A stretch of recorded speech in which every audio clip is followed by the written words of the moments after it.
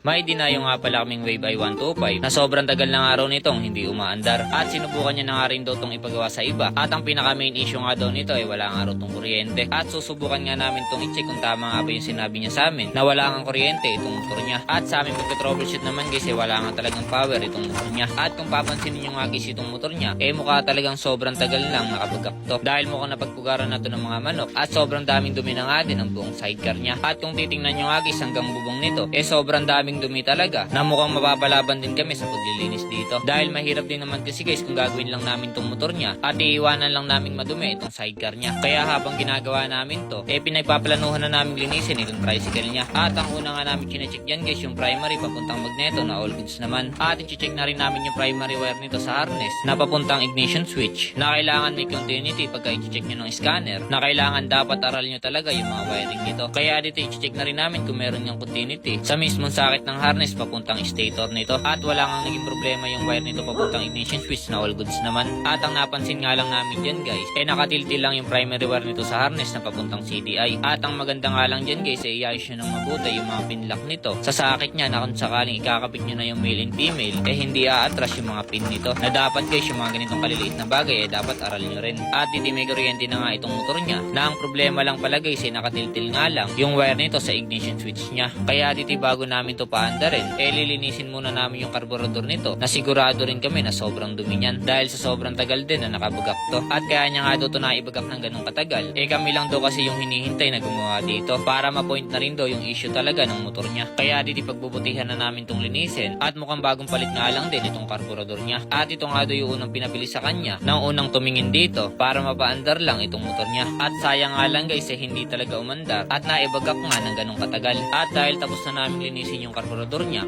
dito paandarin na natin to. So yun na nga guys, narinig nyo naman na umandar na talaga itong motor niya at ang unang natuwa nga dito guys yung may-ari nito na hindi niya rin in-expect na wala nga rin siyang gastos na ultimo tape may dala rin kami at para mas mapasaya pa natin siya guys dito aayusin pa namin itong wiring niya nasa tingin nga namin guys sinangat-ngat na nga ng dagato na kailangan talagang ayusin to para hindi na rin magkaroon ng problema at magbabalik-balik yung issue niyan at kung kayo naman guys yung mag-wiring mas mabuti talaga na bususiin nyo ng mabuti bawat isang wire at dito nga guys tapos na nga namin tong wiringan at bago nga namin tutuloy ang iwan sa may-ari talagang lilinisan muna namin to para mawala na rin yung amoy ng dumi sa tricycle niya at para hindi niya na rin asikasuhin linisin itong motor niya na ang gusto kasi namin guys gagamitin niya na lang to at dito nga tapos na nga namin tong car wash na tingnan niyo naman guys kung gaano kaganda yung pagkakalinis namin dyan na talagang ultimo sidecar guys wala nang natirang mga dumi dyan kaya dito ipaandarin na natin to.